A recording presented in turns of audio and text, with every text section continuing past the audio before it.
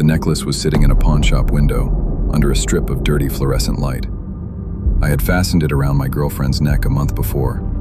White gold, a single sapphire, the kind of thing you don't forget buying. She swore she never took it off. I went inside to ask who'd sold it, and the name in the clerk's ledger belonged to the one person I trusted more than anyone alive, my best friend. Let me back up, because for almost a week I had the whole thing exactly wrong. I built my money myself. No inheritance, no shortcut, just 20 years of saying yes to work nobody else wanted. So when I fell for Vanessa, I did what men like me do badly.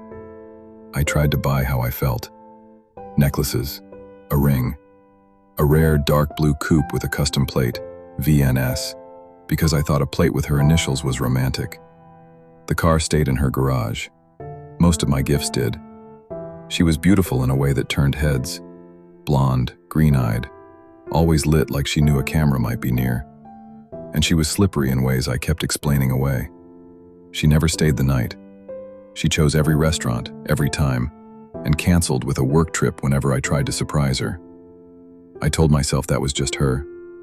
Love makes you a generous editor of the people you love. My best friend was Ryan. We'd been broke together at 19, and he'd never climbed the way I had. Lately he'd met someone, Mia. He only ever showed me one photo. A quiet, plain pretty woman with dark brown hair, no makeup, no shine. Her family's loaded, he said, but she's not like that. Something about her face tugged at me, a thread I couldn't follow. The hair was all wrong for it, so I let it go. The four of us tried to get dinner a dozen times. Mia always had something come up at the last second.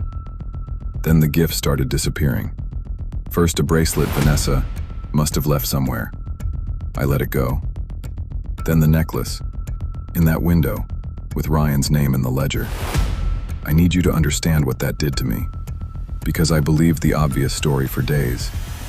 My oldest friend broke his whole life, finally close enough to real money to take it. I'd seen him buy things he couldn't afford, and every single evening Vanessa vanished on me. Ryan happened to be out with Mia. I built a case in my head where the three of them were laughing at me. It nearly broke something I couldn't name. The case fell apart on a Tuesday. Over a coffee Ryan didn't know he was ruining. "You should see Mia's new car," he said, grinning. Her dad surprised her. Dark blue. Even got her a vanity plate. VNS. Her initials, I guess. I set my cup down very carefully. There was only one car in the world with that plate. I had ordered it. I had paid for it. It was sitting in Vanessa's garage. That night I went through Vanessa's bag while she showered, hating myself the whole time. Under the lining I found two things: a blonde wig, the exact shade of her hair, and a contact case, the lenses inside a soft, natural brown. I sat on the edge of her bed holding a handful of someone I'd never actually met. Then I opened the photo of Mia on my phone. Dark brown hair, brown eyes, no shine. The thread I couldn't follow finally snapped into place. Vanessa and Mia were the same woman. One of them was a costume. I didn't confront her. I needed to be sure, and then I needed to be right, in front of witnesses. So I started rereading my own life. Ryan, weeks earlier, offhand. Mia had me quietly sell some old family pieces, heirlooms, didn't want to fuss. She'd been handing my gifts to Ryan as inheritance, letting him pawn them under his name, then spending the cash on him. He got presents and a girlfriend. I got robbed. And if it ever surfaced, every receipt led to him. She'd built herself two men and a fall guy, and the fall guy was the only honest person in the whole thing. She had been Ryan's first. Through Ryan, she'd found me, richer, easier to bleed. So she grew a second face, blonde and bright, and kept us in separate rooms. Shy for one of us, busy for the other. Never in the same place at the same time, never the night. So I gave her a place she couldn't avoid.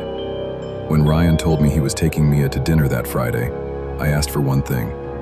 Let me crash it. I want to finally meet her. Don't tell her I'm coming. He loved the idea. His two favorite people, a surprise. He had no idea he was helping me set a table. She was already seated when I walked in. I watched her see me. I watched the exact half-second she understood that her two separate rooms had a door between them after all. But she couldn't run, so she did the only thing left. She put out her hand and said how nice it was to finally meet one of Ryan's friends. I shook it and said the same. Ryan beamed, deaf to all of it. I let her perform for a while. On her wrist was a bracelet I had clasped there myself, back when I still believed her. Then I said it gently, almost like a compliment. "You look so much like my girlfriend, same voice even. Hers is just a little blonder." And I reached into my bag and laid the wig on the white tablecloth, dead center. Ryan stopped chewing. "What is this?" I didn't look at her. I looked at him. "Those heirlooms you sold for her, they were mine. Every piece I ever bought her. She was robbing me, and you were going to be the name on the receipts." I have never watched a face come apart twice in 1 minute. Hers went bloodless. His went somewhere worse. She tried. "I can explain. You don't understand." But there was a wig on the table, a plate in a garage, a paper trail with his name on it, and two men who had finally compared notes. There was nothing left to explain. I told her quietly that I'd kept copies of everything and that she should go. She stood. The whole room watched her leave. Then it was just us, the way it had been at 19. "For a week," I said, "I thought it was you. That's what hurt most." Ryan let out a breath that was half a laugh, and I thought I'd finally found a good one. We sat there a long moment. Then he lifted his glass and I lifted mine, and we drank to surviving the same woman.